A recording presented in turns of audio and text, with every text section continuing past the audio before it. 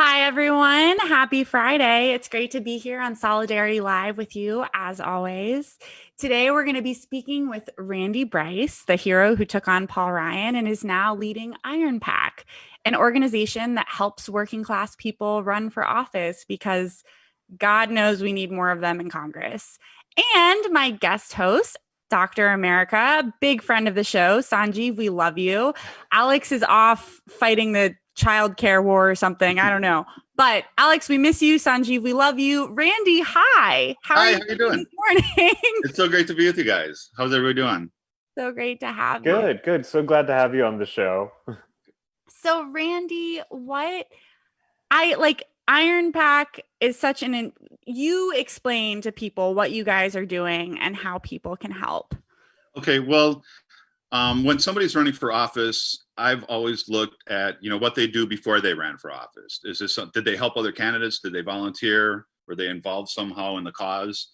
And equally, after an election, if they're not successful, I look at what they do then too. Were they genuine? Were they about the cause, or was it all about them and just putting their name out there? So with that being said, what we decided to do, we built up part of, and we always talked about our election being part of a movement, not just one election.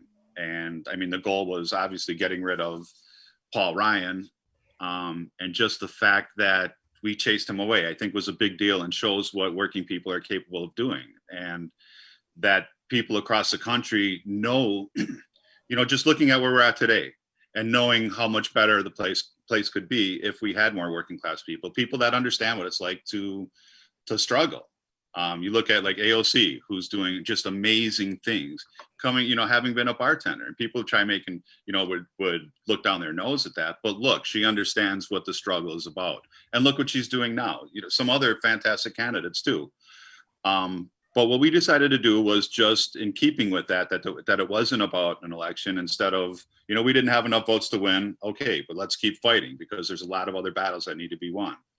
And I saw how difficult it was. We got lucky because our campaign caught fire and blew up in a very positive way. So we were able to attract a lot of attention. But that's not the case for most working class candidates. They struggle. They're not going to have the support of the DCCC, who's gonna be out there offering them help. You need to raise money in order to get their support.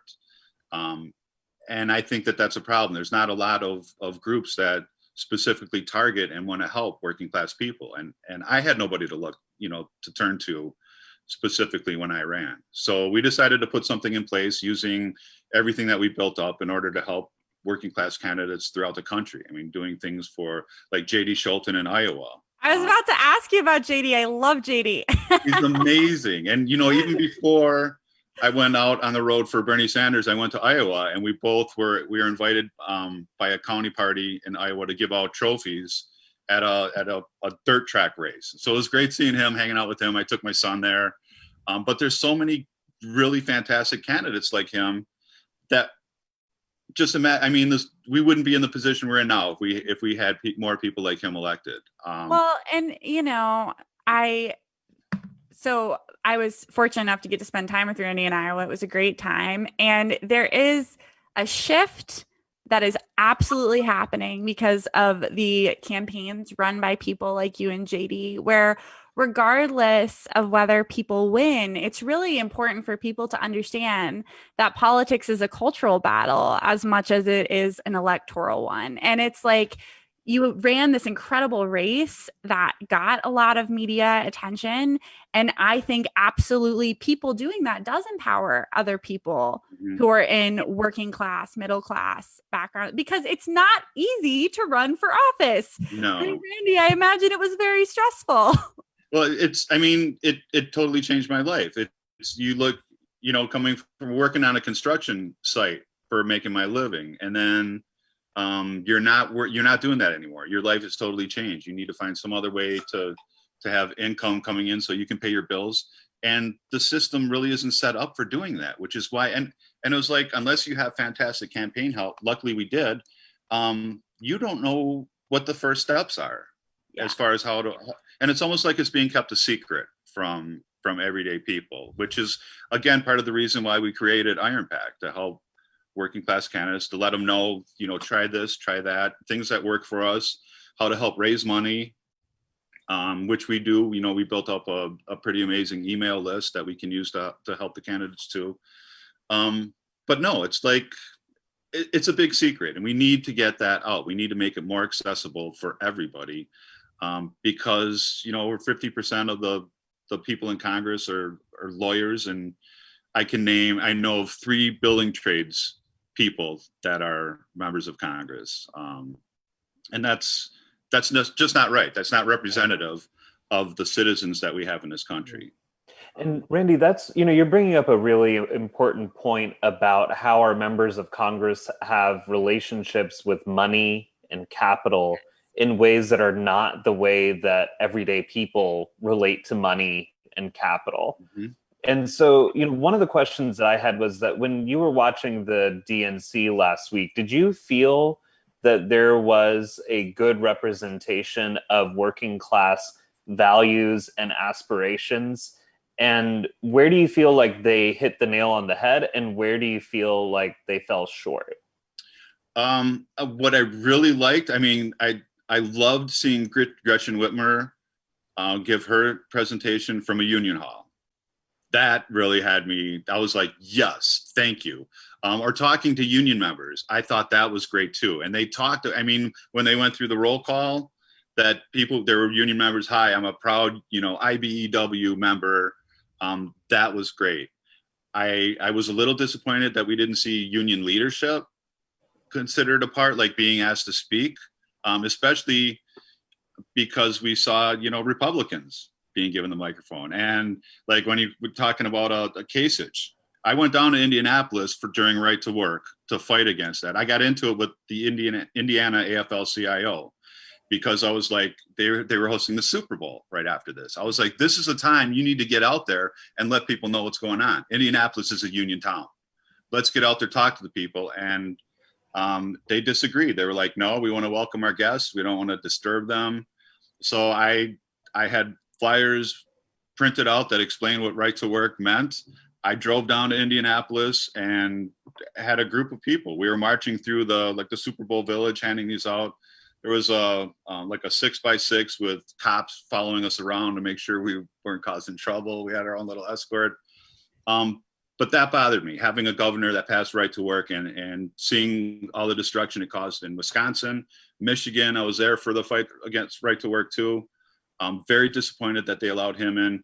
We have, especially after, Bernie Sanders ran such an amazing race. Well, and I wanted to bring that up because Bernie, Randy, you were a surrogate, correct? Yes. Okay. Yeah. Randy and I got to have lots of great times in the -10-degree weather.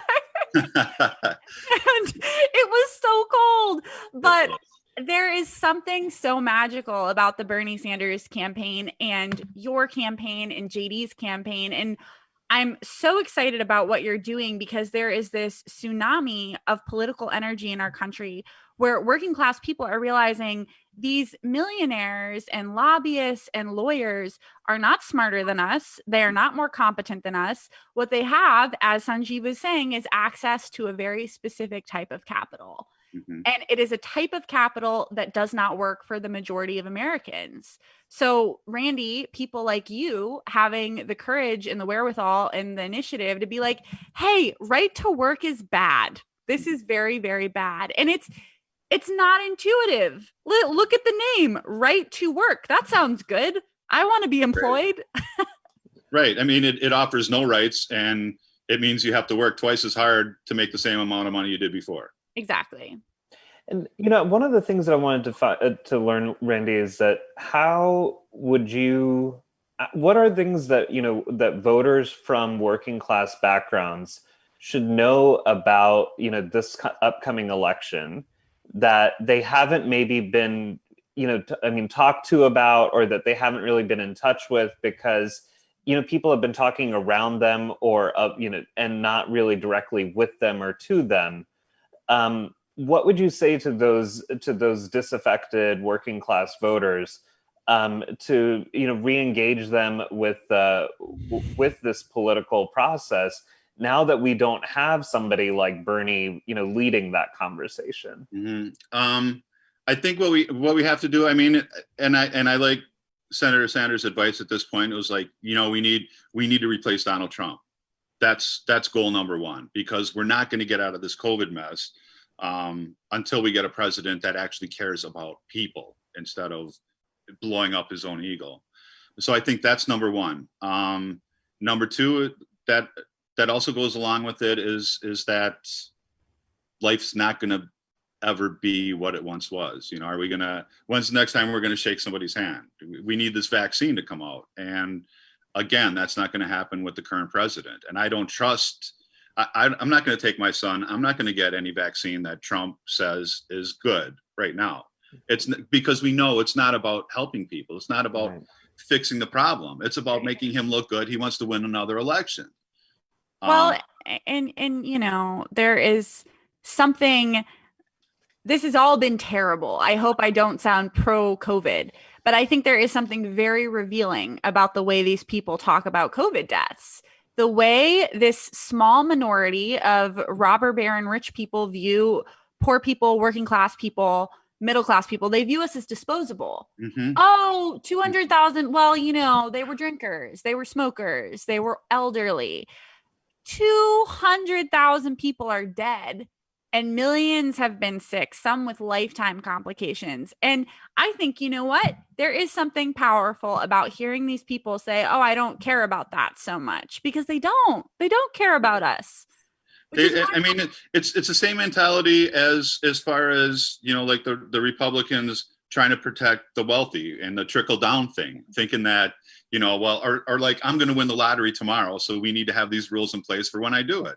It's that same type of thinking. Not me. It's not, I'm never going to catch COVID. How many cases of people do we see, they're on the news. They were like a person that's spouting off on the news, this is all a hoax. And then 2 weeks later, we find out, as a result of them being at that location, talking on that, speaking out during that interview, that's when they caught COVID. And then they die a couple weeks later. I take no pleasure in somebody that is calling COVID a hoax, catching it. That's terrifying.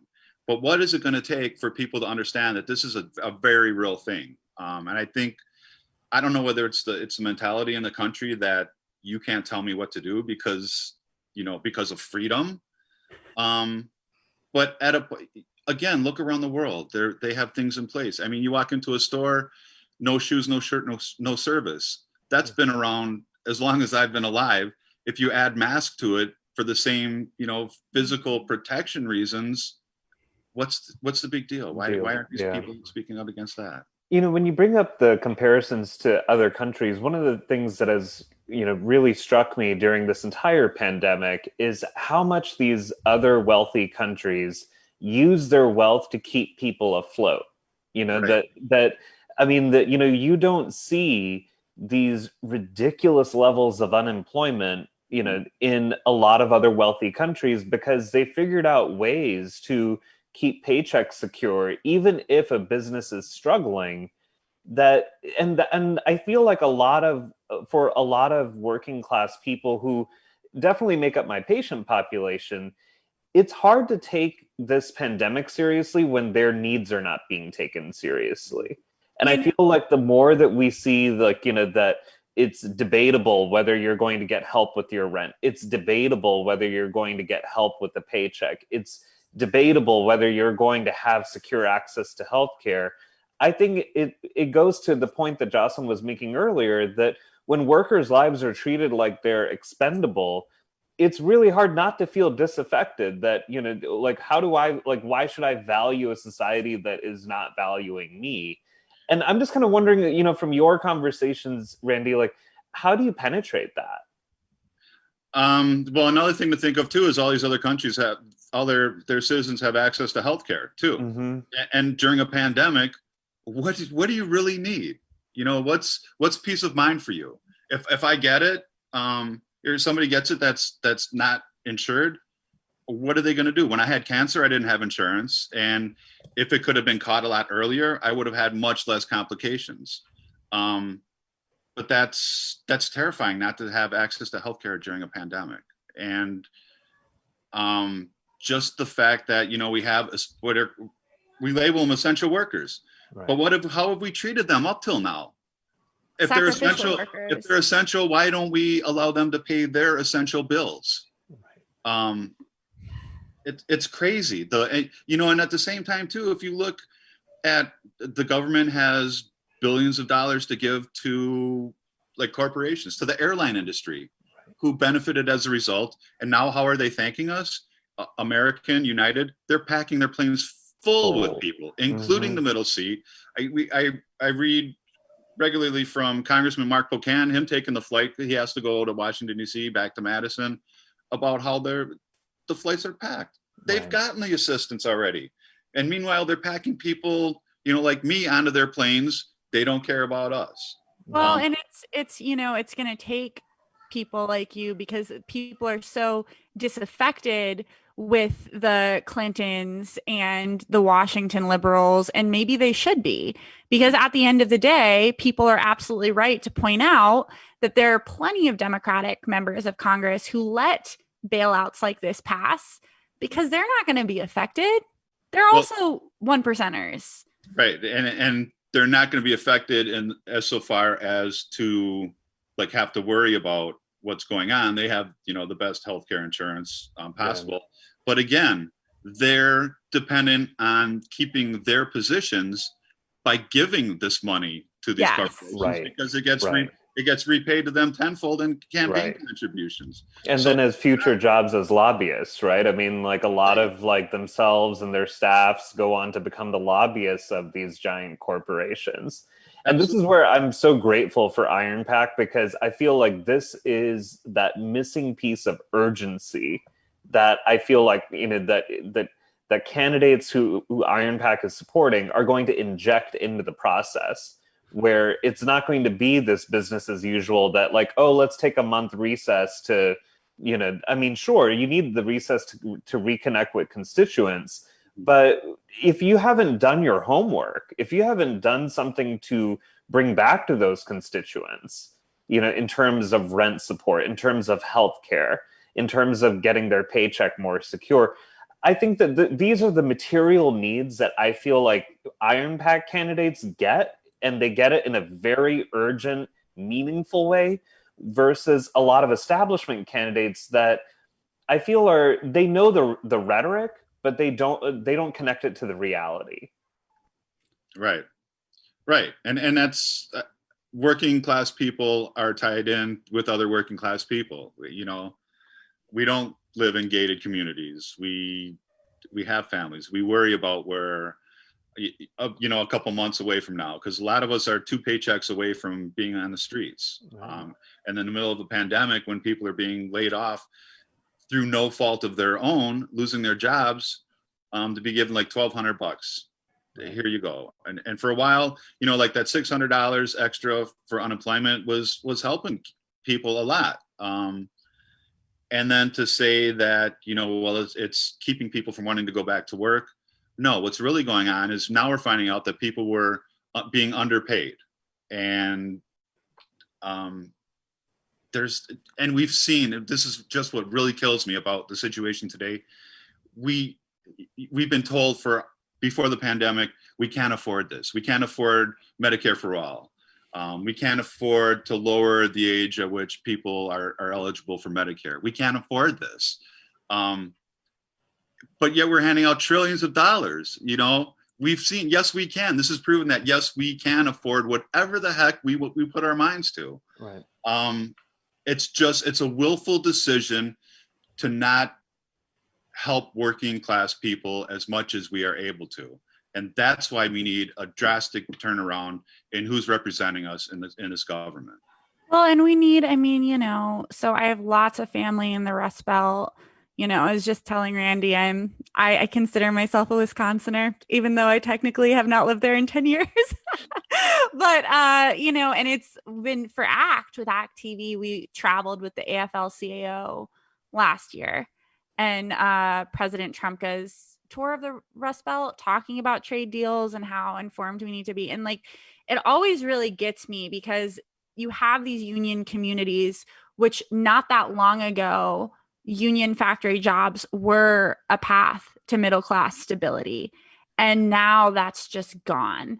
And you feel it in these places. And like, you know, again, like I have friends and family who are used to being able to rely on these union jobs, which aren't secure in the way that they used to be. And I mean, Randy, what is that like for you as a union man? It's, well, in the first district, we had like a big UAW plant in Kenosha, another one in Janesville. The one in Janesville was recently torn down like last year because of outsourcing, and outsourcing is basically greed. You know, we can get it done cheaper someplace else. It's not, where's that pride in built in the US? Where's that pride in union made? You know, making something that's going to last you, that you know you can depend on.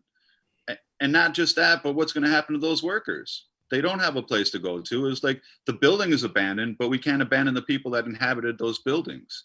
What are they doing now? We're not investing in ourselves. We don't subsidize our own, you know, like steel products for making things. It's because it doesn't seem to be profitable or beneficial to those in charge. The American work, I mean, you look at union density, and it's been going down because of the attack on working people throughout the entire country, thanks to things like right to work for less, or just neglect of, you know, with the trade deals that we have in place that incentivize people to offshore jobs, to get rid of American jobs. We're way past time to reinvest in the American worker, because when you look back after the Depression, you know, having public works projects, getting people back to work, people made a living wage then, were able to take care of their families. You know, and that was like 50, 75 years ago when those projects were built. Those projects have a lifespan of about 50 to 75 years. Yeah. They're ready to be redone. Our infrastructure is crumbling. And again, you can't tell me we don't have the money to rebuild it, because we've just bailed out all these industries that are sticking it back to us. Well, and not only that, I mean, it's really important to realize that we are still the richest country in the world. Yes. Everybody in the billionaire class wealth has just gone exorbitantly up, sometimes exponentially in certain cases. Jeff Bezos is worth $200 billion now. Yeah. During a pandemic. He made that during a pandemic. To be able to accumulate that kind of wealth tells you the system is totally jagged up. Yeah. And I mean, you have United Health Group, where, I mean, the COVID quarter, as they're calling it, and that's their terminology, right? They're calling it the COVID quarter, is one of the most profitable quarters in the company's history. They made something like $6.7 billion in profits during the COVID quarter. That same quarter, 2019, they made $3.4 billion. So if your business, and these are supposed to be people in healthcare, right? I mean, like, if healthcare is profiting during a pandemic, then you really have to question whether that is healthcare or whether that is wealth care for shareholders. And I think that, you know, working class people have been completely missed in the entire conversation. And that's where, I mean, Randy, the work that you're doing, it's going to save lives. It is going to save lives when we get more working class people in the halls of Congress. I have no doubt about it. Yeah, and we're overdue. We're way overdue. We're not being represented now. I mean, there are some amazing advocates, but they're outnumbered.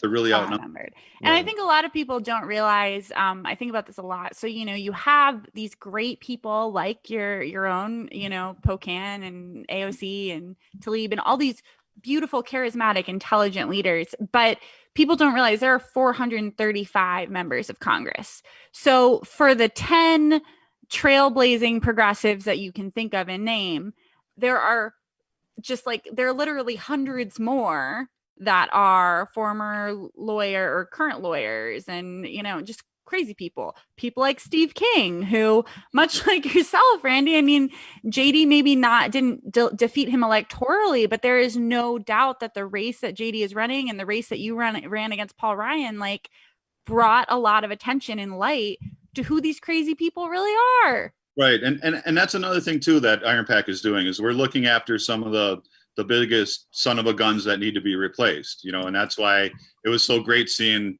somebody like JD going up against Stephen King. I'm like, I feel this race. I know where JD's coming from. And those are the kind of people that we need to support, that are, like, it's something else for somebody to come from a place, from like a working class place, and want to take on something like that. I mean, people thought I was absolutely insane. They're like, do you really think that you can take out Paul Ryan? And without batting an eyelash, I'm like, why not? Why not? It's, he's got to go. People have to know what he's doing. And if nothing else, I have a big mouth, or, am highly opinionated, depending on who you talk to. I'm going to use my voice, and anything that I can get built up, I want to pass the microphone around, like now with the things happening, even down in Kenosha. I'm like, there's some things I don't want to take leadership of, because it's not my place. It's not my space to do so, but we have been able to build up a platform, and I just want to be able to help amplify other voices. So because that was another thing too about our campaign, was talking about, it's not just advancing working people, because looking back at the time of Dr. Martin Luther King Jr., he was fighting for labor rights as well as civil rights. And I feel genuinely that had we advanced both equally, that if we had the same amount of capacity to build up for civil rights as we did for labor rights, we'd be much stronger right now. We wouldn't have, cops shooting Black men in the back running away now, because we'd be in a different place, and yes, working people would be more outraged by that and get what's going on. So that's why this time we need to get it right. We need to make sure that civil rights are advanced as equally as labor rights, because they're both rights. Right. Well, and this is all a cycle. It's going to happen again in another 50 years or so. So we need to get our act together now to make sure we're as strong as possible, to fight this in the future. Well, and that intersectionality that you're talking about, Randy, like, where I think historically you're right, like that we've siloed, racial justice and workers' rights, and we kind of look to leaders in these camps and treat them as experts in their own fields separately. But the idea that, as you were saying, that Dr. King did not really saw them much more fluidly and much more interconnected than we do now. And I'm curious about, from what you've seen in Kenosha and your work on the ground there, about how do you rebuild those bonds so that that labor understands racial justice, and that racial justice sees a bit of their identity reflected in labor. And how do we reconnect that? Because you're right, like, that solidarity is critical. Mm-hmm. Well, I mean, first of all, what happened in Kenosha was nobody expected it, and that initial video that I saw was it was horrifying. And to think, it was like, this is part of the first district that I ran to represent, and I know these people.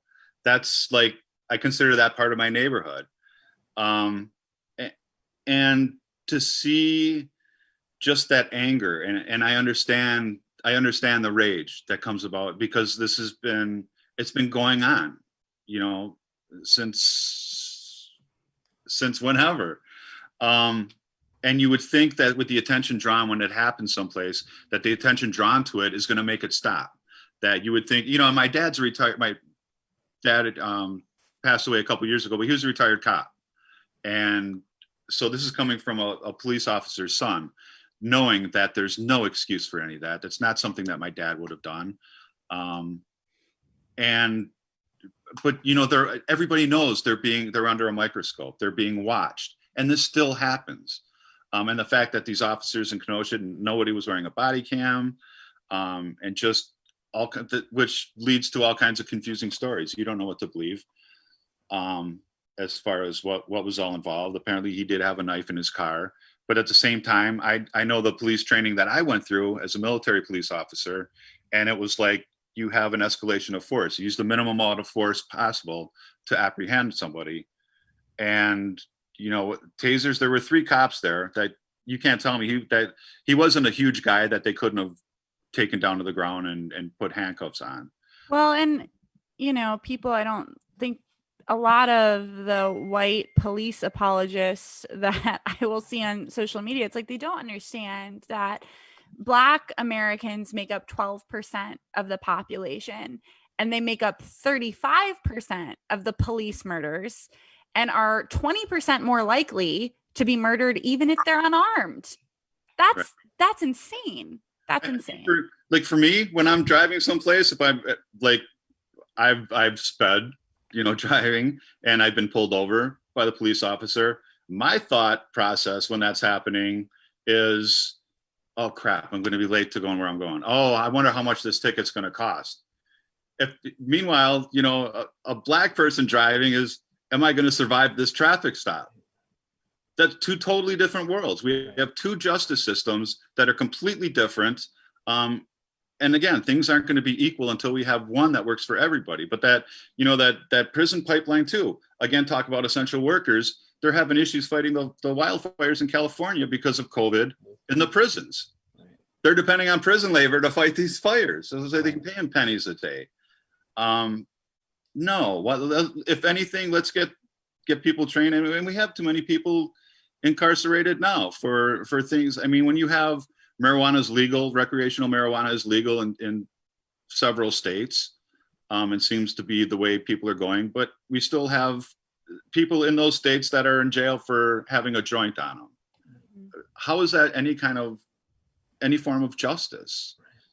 But I think what's encouraging about Kenosha right now is there's an event coming up this Saturday afternoon that looks like it's going to be a very positive, proactive event. And I think we need more of that. We need more of bringing, the community was angry down there. And I took several rides every morning to see what happened the night before. And people, like, after the buildings were all boarded up, 2 days ago, people were painting the plywood to, beautifying it. And the community's coming together down there. And what happened with, like, they talk about outside agitators. This 17-year-old came up from Antioch, Illinois, cross state borders. I saw reports of his mom driving him to get there. When you leave the state lines with an AR-15 and you end up killing people, you're not defending your home. He's out hunting, and that's the mentality. You bringing the white supremacists into the Kenosha area, asking to be deputized and seeing how the police interacted with them. Who are the police protecting down there? And you said this on Twitter, Randy, which I thought was so profound. What you just said, if you're leaving state lines, you're not protecting, you're hunting. Right. And it was shocking to see this video of this young man carrying a very conspicuous assault rifle, just like, hey, what's up, to the police officers, and then start shooting people. Right. But almost equally shocking is the reactionary social media presence to be like, oh, this guy was just defending people. Who was he defending? Right. And Coulter wants him to be your president. I was about to say, right. How do you defend somebody like that? Right. And what's sad is that I feel like had that kid gone to, young man, kid, this is 17-year-old crazy person. I'm a pediatrician. I see that age. And of course, it's all kind of blurred, right? Kid, young man. Mm-hmm. But in any case, if he was walking around a convenience store with a pack of cigarettes, that clerk would have treated him with greater scrutiny than the cops did. And he's walking around with a weapon, and it is impossible that you did not hear those gunshots. Right. From when he murdered two people and attempted to murder a third. There is no way those cops did not hear that gunshot. Next, you see this person walking up with a rifle on full display, and he walks right on by. If a convenience store clerk has got greater scrutiny of that same kid trying to buy a pack of cigarettes, then I'm sorry, the police do owe us an explanation for why they didn't hit the pause button. At the very least, pause. Ask this kid, who are you? What are you doing with this gun? Can we see some ID? What are you doing? And to me, I feel like that is the least that you owe us, the public. Well, right. Oh, sorry, Randy, you go. No, I was just going to say, do your job. Do your job. you're going to stop people on the street. In some places you had stop and frisk. What damage is being done? He looked very young, and I was like, first thing when I saw the picture, I was like, how old is this person? Well, I'm not a cop, but if a cop sees somebody, because it was illegal, 17 to have that weapon, but that's okay from the other side of the political spectrum. That's freedom. He should be able to do that. And I think this has been touched on, but first of all, I love the American Midwest. It's the best place in the country. But I really just want to reiterate, and Randy can speak to this far more eloquently, like what a peaceful community we're talking about. Wisconsin people are some of the kindest, most like peaceful, loving people out there. And for this to erupt and then be painted in the mainstream media as like riotous people, it's bonkers. It's totally kooky dukes. Like, I mean, why are they doing that, Randy? It's political justification. They're trying to make people that have been put down for so long. It's like almost, Black people were considered property for so long, and now that they're not, let's be upset about it. Yes. I kind of get that feeling, and just to have somebody, I don't know. I don't understand that mentality. I've always been one that I know that if my next door neighbor is doing better, being able to pay their bills, just everything overall, well adjusted, kids are happy, they can go to the doctor, they're healthy. I know my life's going to be better because I'm going to have a happier neighbor, and we're going to get along. Things are going to be good. I don't know why people don't want that. Even if you don't know somebody, if their life is better, your life is going to be better too. And that's just the way it's going to be. Well, and selfishly, I think about this all the time. Nina Turner has something that she said at all the Bernie rallies: when we do good, we all do good. And there is so much truth to this. Like, think about it selfishly, right? Let's say you have a neighbor that's doing really well and you're hard up. You can go like ask your neighbor to, I don't like this mutual aid thing is very real. If all of our communities are struggling, that means there's less support for everybody. For purely selfish reasons, we should all want each other to be doing well so we can support each other and have each other's backs. If everybody's so disenfranchised and stressed out, how are we really supposed to be there for one another? It's just not realistic. Yeah, I absolutely agree. Can't agree more with that.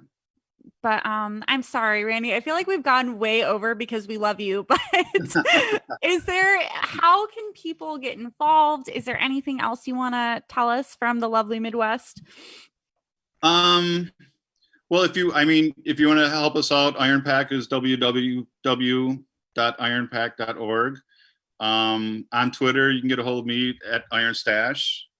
And if you have a message or something that needs to get out, or know a really good working class candidate that could use some help, reach out and let's see what we can do, because I'm at a place right now where I just, I'm not running for anything. I feel that I can do much more good helping a lot of candidates. That running against Paul Ryan was never about me.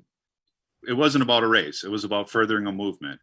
And I think that if we look at what we do from here on out, as to creating a movement for working people, a very diverse working people in this country, and we stay focused on that, we're gonna have good returns on it, and place will be better. And it like you talked about it being selfish, it is, but we can be selfish while helping others. Our life will be better as a result of reaching out and helping others out. I mean, the best way to turn an enemy into the best way to destroy an enemy is to make them into a friend. And it's, people that we haven't talked to, people that we don't understand where they're coming from, we're never going to know unless we extend a hand and greet them and say, hi, how can I help you? What do you need? Let's figure this out. Because our kids deserve a better place than what we have right now. Well, and we all have more in common together than we do with Jeff Bezos. So Absolutely. Randy, you're amazing. Thank you so much for your time. Thank you all too. It was a great time. Thank you so much for inviting me. We'll talk to you soon, I hope. Sounds great. Look forward to it. Bye. And everyone, again, that is ironpack.org, or you can find Randy on Twitter, and please donate, do whatever you can do. So Thank yeah. you. Bye. Oh God, Sanjeev, there's a lot going on. So I know we didn't really get to Medicare justice, but how is the fight for Medicare for all, Dr. America? It still goes on. It still goes on, right? I mean, I think that, one of the things that as as we were talking with Randy and as we were closing, the concept of we are because I've heard this a lot, like we're a peaceful community, we're a peace-loving community, and I don't doubt like that people genuinely feel that way, right? I don't question that, but what I do question, and I think it's important to question this on what is the 50, gosh, how many years has this been? 57 years since the March on Washington. That I really want people to think about what Dr. King mentioned about having a negative piece that is about the absence of tension and a positive piece, which is about the presence of justice. And I think that like a negative piece is what a lot of us are accustomed to and kind of take for granted because we don't feel tension in our own lives. We don't see tension because we've largely, cut off. Like as Randy was pointing out, we don't really connect with and live next to people with tension in their lives. And so we've become, very blinded to the tensions that are out there, the injustices that are out there. And a negative piece has been built atop that. That, that as long as people have been ignorant of, the tensions and the problems that are out there, they've considered themselves peaceful because the absence of justice has not really, made a difference to them. And I think now between COVID and, what we've seen this summer with police brutality, I think that people are being forced to confront that there are these tensions that even in their own lives that they've ignored for a long time. There's these vulnerabilities that are really unfair and that when confronted put into very stark contrast the absence of justice. And I think that in order to really recover and rebuild from this, we have to decide that we are not going to return to that negative piece, which is about just, crushing tension, but actually building a positive piece, which is much more difficult. I mean, there's no questioning that it is much harder to build a positive piece rooted in justice and equity and dignity. But we have to do that. We have to do that. Well, and there's, it's funny you bring up the March on Washington is anniversary this weekend. Today is also the anniversary of the murder of Emmett Till, which I think it's really important to be talking about right now. This year he would have been 79 years old. So this is not distant history. Right. It's the age of my grandparents, and I'm an almost 30-year-old woman. So, it's not, for those who somehow don't know, Emmett Till was a 14-year-old boy, and you look at his pictures, a very cute little innocent looking boy. Nobody is, by no definitions, does this look like a threatening rapist person. Allegedly assaulted a cashier, a woman who later said, nope, it was all a lie, and was beaten, shot, tied to a boat thing, a boat turbine or cotton turbine. Anyway, tossed in the river. And like a 14-year-old boy, this was a kid, a child. Like this wasn't, and it just not that long ago. And I think the most sickening thing for me is you see his murderers were acquitted. And I found this picture of them recently, like they're like smoking cigars and celebrating after they get off. Like this is the country we live in. And I think you're absolutely right, Sanjeev. It is absolutely not appropriate to just like brush that shit under the rug and be like, oh, well, we don't know what happened. I mean, like maybe this really cute kid did assault this woman. Like, no, he clearly didn't. Yeah.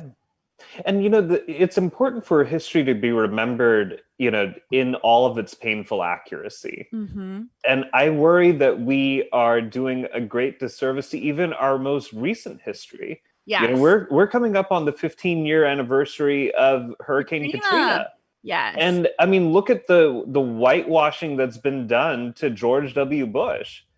I mean, it's, what I found interesting is about George W. Bush's absence at the RNC this week is that I kind of left wondering why. This guy fearmongered against gay people. He warmongered. He wrecked a public health crisis. Responsible for thousands of innocent deaths, thousands conservative, right. Like, and it's like, this is like, and he's not a smart man. He's not oh, but Sanjeev, did you know he's really into painting these days? Right. And it's just that, like, the idea that we would, that we just completely, relinquish him from any accountability from that history, to me, it's like, there isn't a whole lot that, that I can do about, like, the history that was rewritten around Emmett Till, because, neither of us were alive at that time to capture that history, as painful as it was, accurately. And we are depending on survivors of that time to do truth telling. But, for those of us who were around for Hurricane Katrina, we owe it to each other and we owe it to our kids to tell history accurately, that we can't let history become legend and legend become myth. And this, gosh shucks guy who, had some gaffes and was kind of a goofball and, but he wasn't nearly as bad as Trump. It's like, no, this was Trump's prequel. Like, we have Trump because our body politic gave room to George W. Bush. And not once, but twice. Oh, so true. And on our side of the aisle, though I'm not sure I want to claim them, you have Democrats who paved the way for that process with, abandoning their base, abandoning the working class. Like we in our little family, our little Social Security Works family, love FDR. And I really think he is important to talk about, because it's like FDR was, I can't say what I was going to call him, but he was a frat boy. I was going to say the more explicit version of frat boy. No, but like FDR, who I'm fascinated by, he went to Ivy League schools. He was before polio. He got polio later. Oh, can you hear me? I can't hear you. Can you hear me? I can hear you. Are you okay? Uh-oh. All right, I'm going to keep chatting. And I still can't hear you. I don't know. Did I do something? Uh-oh. Okay, wait. Say something now? Hi, can you hear me? Okay, now I can hear you. Yeah. I am so sorry. You're about to miss some very real knowledge, Sanjeev. I'm just kidding. You know everything I'm about to say and you're going to agree with it. So FDR, beautiful, Ivy League educated, kind of a jerk, really into the ladies. But he got this horrible illness that left him in a wheelchair, and he totally transformed who he was. And again, so this guy's like literally related to Teddy Roosevelt, as elite as you can get. And yet he realized, you know what? Like, we live in a country where, again, if we all do well, we all do well.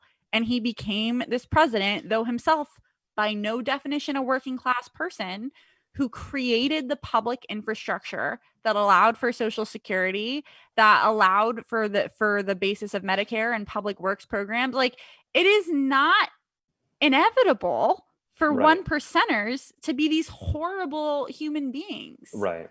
I mean, but one of the important things about FDR's leadership was his respect for grassroots organizing. Yes. After the 1929 stock market crash, I mean, there was a pathetic response from the federal government, because FDR didn't get into office until March of 1933. Mm-hmm. During that gap of time, people got reacquainted with, what, maybe capitalism is really messed up. And perhaps we need to listen to what, Eugene Debs and the socialists have been talking about. Just give it a hearing. Maybe I need to rethink about my relationship with the union and get back together with these folks in a more robust way. And so by the time FDR takes office, there are so many people who have gotten involved with community organizing and ready to hold his administration accountable. And where I feel FDR is very different than the DNC is that FDR did not shame them. Oh no. You know, Brad, can FDR you hear didn't shame. Sanjeev? I think he's frozen. I can hear you. I can hear you, but you're frozen. Brad, can you hear him? Brad, can you hear me?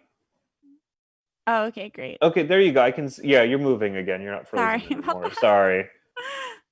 But, you know, I mean, like the idea that, I mean, FDR didn't shame, you know, the base that had, you know, that had invested in him, right? Like that, his election, like those ballots are investments in what people wanted to have as far as a change in what they had experienced so far.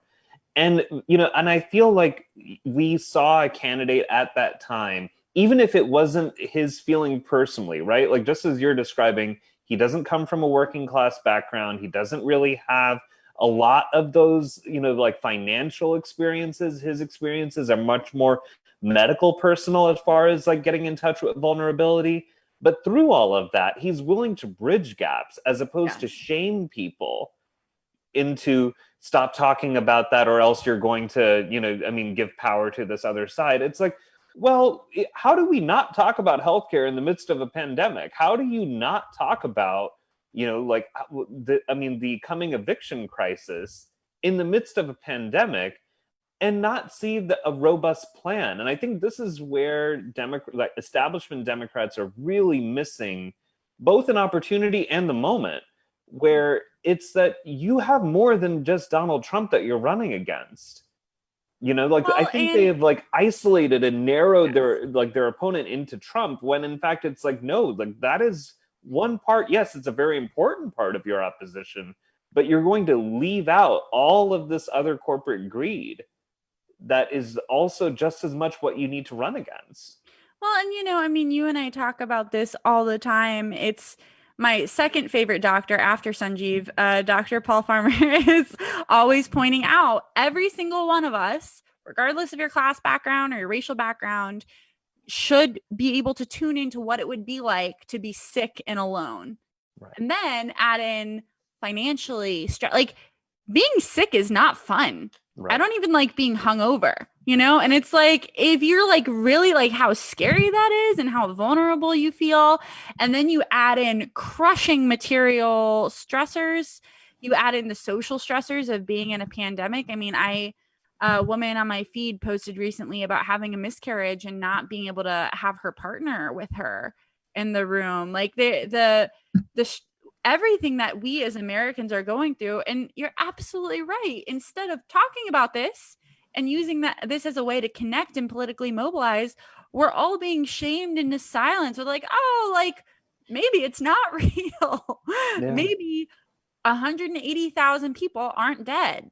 It's this massive political gaslighting, and it's crazy. Right. And being told to wait until Biden is president and we'll push him left, I feel like, you know, if he doesn't feel heat, you know, starting now, you know, then I think that we run a huge risk of him taking our votes for granted. And I can't allow that. No, I can't either. And, you know, look, I obviously am going to vote for Biden. I think it's a little foolish to really have too many other conversations, but it is equally foolish, like Dr. America is saying here, to not start pushing him immediately.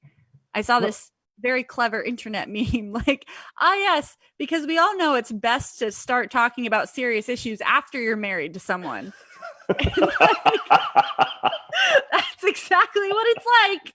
We're all about to marry Joe Biden. Let's make sure we have the same values, because we're going to be stuck with him at least for 4 years.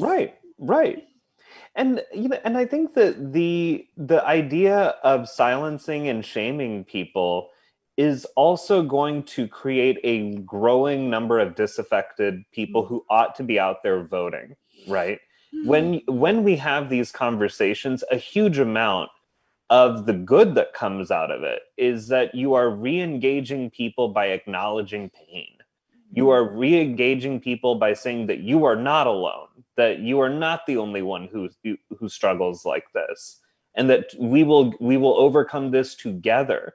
And I think the idea that that is organizing, that is community building, and that is a path to electoral success in November, but it's also a path to moral success in 2021, which I really want more and more of establishment Democrats to recognize, because me voting for Joe Biden, and like you, I'm going to do it. I'm a voter in Maryland.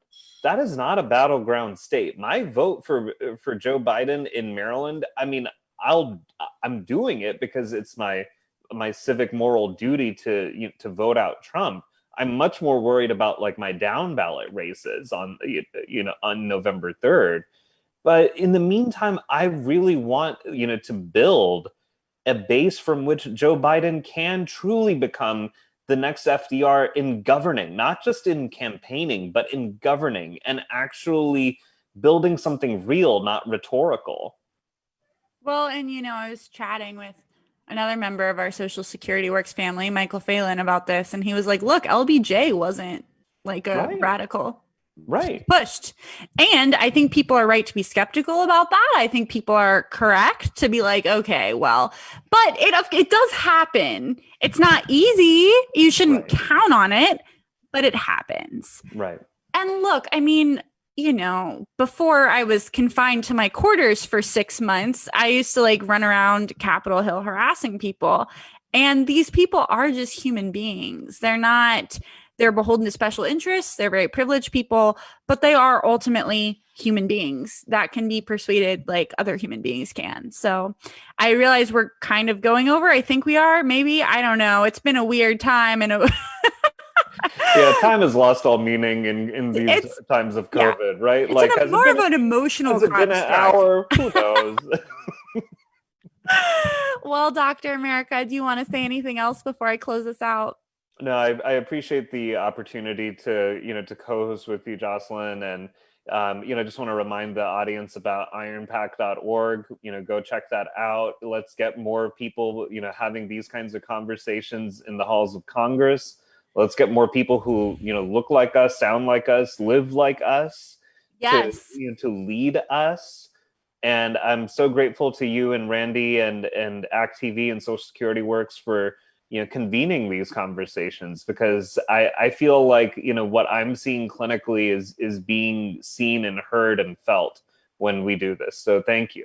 And as always, I mean, seriously, Sanjeev, you're my hero, and we need more people like you, because I think most physicians are so busy battling these problems in their day-to-day practice, and I just so appreciate you taking the time to. Oh, also, everyone go to maskforamerica.org too. We forgot to mention. Yes, that. Please, yes, especially as the Gulf Coast is reeling, and there's 700,000 people right now without power. We need every frontline worker, no matter whether they work in healthcare or not, to have masks and PPE. So please go to masks4america.org. And if you can, please donate. If you know people who can donate, feel free to share that link and pressure them to get some donations happening, because every single cent of every single donation goes towards making sure PPE makes it into the hands of people who need it. Absolutely.